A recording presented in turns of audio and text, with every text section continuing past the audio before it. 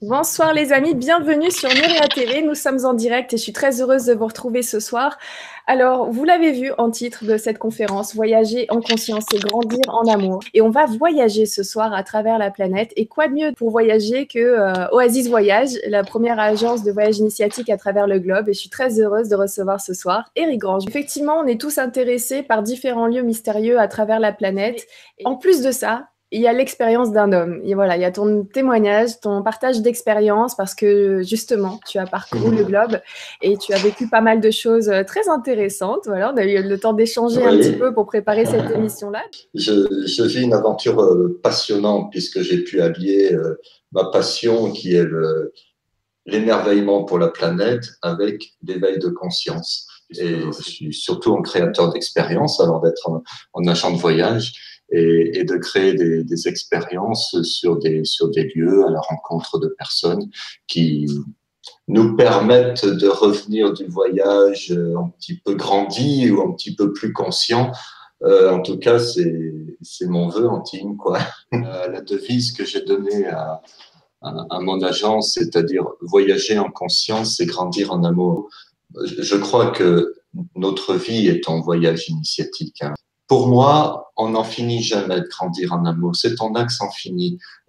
Et ça reflète effectivement mon parcours où chaque fois que j'ai vu en moi des choses se réharmoniser, j'ai senti mon cœur qui était en capacité de s'ouvrir un peu plus. J'ai utilisé le voyage parce que le voyage, c'est la rencontre avec l'étranger. J'ai vu que personnellement, je me découvrais moi-même. Ce qui fait que dans ma vie, j'ai eu deux axes. Le développement de la conscience, de ma conscience, ou plutôt le développement de la conscience à l'intérieur de moi. Et à côté de ça, mon émerveillement pour la planète.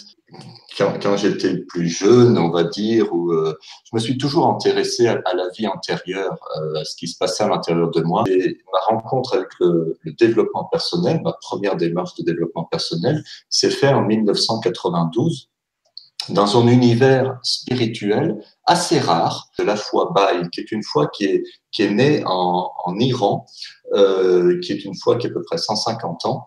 Et du coup, j'ai commencé mes premiers pas conscients, dans des démarches conscientes de développement personnel, avec des Perses. Et c'est vrai que dans les années 2000, le développement personnel n'avait pas du tout la même physionomie qu'aujourd'hui.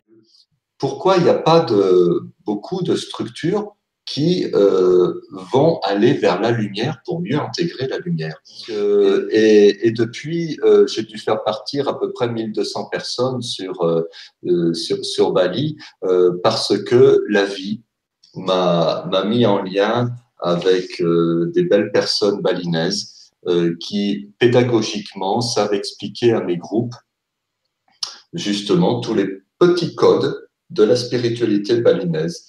Dans le mot sacré, il y a la même étymologie que le mot secret.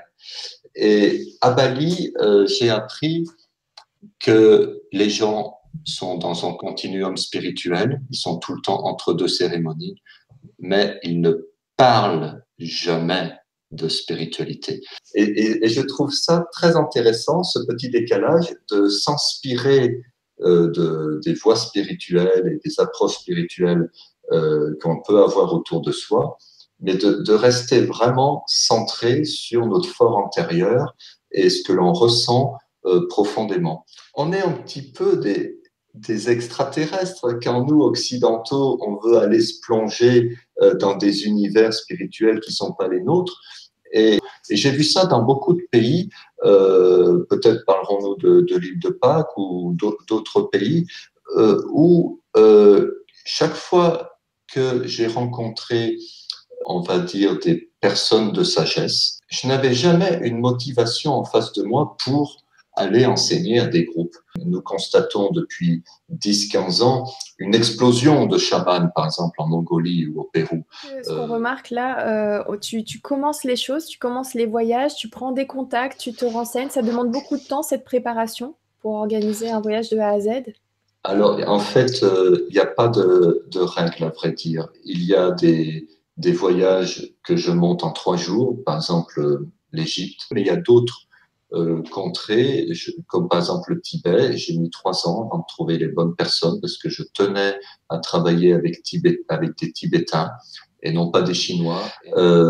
À Rapa Nui, donc l'île de Pâques, ça a été aussi quelque chose, ça a été toute une aventure parce que je n'arrivais pas du tout à distance avec les emails ou les téléphones à quoi que ce soit et que j'ai dû passer 6 semaines sur place pour comprendre comment les choses fonctionnaient à l'île de Pâques. Donc, j'aime dire que la création d'un voyage initiatique est elle-même initiatique, c'est une aventure. En emmenant un groupe, tu peux leur faire visiter et toucher du doigt et de la conscience tout ce qui est l'essence de cet endroit-là. Voilà, quand j'ai monté mon premier voyage en Mongolie, on a travaillé, et ça a pris 8-9 mois. Et un soir, en discutant ensemble, on a fait un choix logistique et on a senti que le voyage, ça y est, on le tenait. Au Machu Picchu, je peux obtenir une demi-heure d'entrée privilégiée avant l'entrée officielle. Aux dates qui vont bien, on attend que le soleil se lève et vienne nous caresser, nous fasse une purification solaire. J'ai ce privilège officiel de pouvoir privatiser tous les sites d'Égypte, y compris le musée, pour mes groupes. Mes groupes peuvent être, par exemple, 2 heures dans la grande pyramide de Khéops pour faire le travail que proposent intervenants, comme par exemple Philippe Weber. J'aime penser que nous guérissons un peu ces lieux aussi. C'est-à-dire que c'est un travail réciproque où le lieu va nourrir les participants, mais où les participants, parce que nous sommes dans cette inspiration divine ou cette aspiration sacrée, on va peut-être réparer ce lieu. Voilà. On a un public qui est très demandeur en intensité spirituelle. Est-ce que tu veux bien qu'on aille faire un tour du côté de Rapa Nui? Déjà, c'est le point le plus isolé du monde. Même quand on est au pôle Nord ou au pôle Sud, on est plus près de la civilisation quand on est à l'île de Pâques.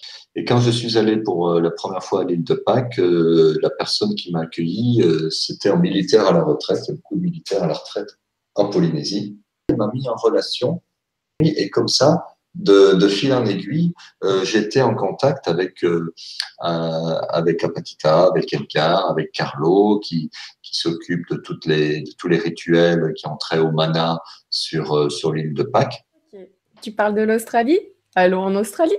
L'expérience aborigène a été assez confrontante, en fait, parce que nous sommes allés dans une tribu aborigène. Donc ça, on arrive sur des lieux qu'on appelle les holy water, les sources sacrées. C'est là où nous ont emmené la tribu aborigène. Là, ce sont des lieux qui sont nulle part dans les guides. Il m'a fallu peut-être 2 ans avant d'avoir l'autorisation d'être immergé dans cette tribu-là. C'est curieux, cette sensation. Et nous étions plusieurs dans le groupe à avoir vu des bulles blanches dans notre imaginaire.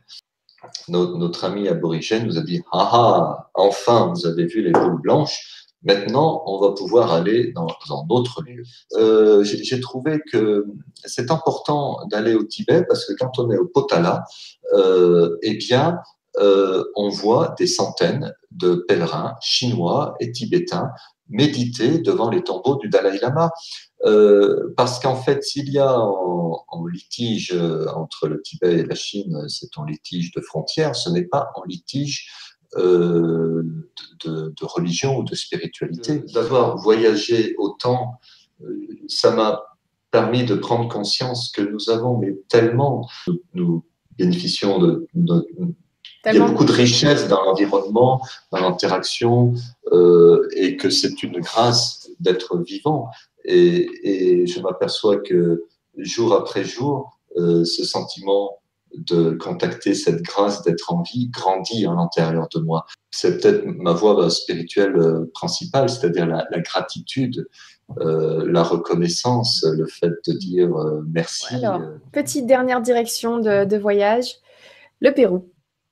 Déjà, pour moi, c'est l'un des plus beaux pays au monde, hein, esthétiquement. C'est aussi un des pays les plus sacrés au monde, puisque la zone entre Cusco et le lac Titicaca s'appelle la vallée sacrée. On invite nos participants à un temps de centration, après avoir fait en rituel chamanique, ça peut être au tambour ou une méditation préalable, à aller ressentir les énergies ici. On est au cœur de mon travail, je fais un travail fabuleux, c'est-à-dire de trouver des lieux qui soient des lieux d'expérience. Voilà, là on est sur les rivages du lac Titicaca, 4000 mètres d'altitude encore, avec notre chaman, et on est en train de faire un rituel de pipe sacrée. C'est vrai que ça a l'air agréable et de se poser comme ça, encore une autre fois, avec ces ambiances qu'on voit à travers les photos, de concentration, de réflexion, d'introspection. Mais tu proposes tellement de voyages, 80 voyages par an, c'est ça? Oui, c'est ça. On fait 80 groupes, ça fait partir de 2000 personnes. Et ça, c'est peut-être une chose qui est aussi importante à dire. Je n'organise pas de voyage thérapeutique. Des fois, il y a des effets thérapeutiques et on les accueille, c'est bienvenu, mais on ne va pas chercher à travailler trop sur les personnalités. Que le plus beau des voyages, souvenez-vous, c'est ce qu'on fait à l'intérieur de soi-même. Et le Dalai Lama qui nous conseille d'aller une fois par an dans un endroit où on n'est pas allé, il y a tellement autour de nous à découvrir. Hein. Donc, Dieu merci, on peut évoluer et grandir sans aller au bout du monde. Voilà, donc là, j'espère que les amis, vous voyez un petit peu quelle est cette passion, d'où elle vient, comment ça a été organisé, comment ça a été préparé. Vous pouvez y aller en conscience et en confiance.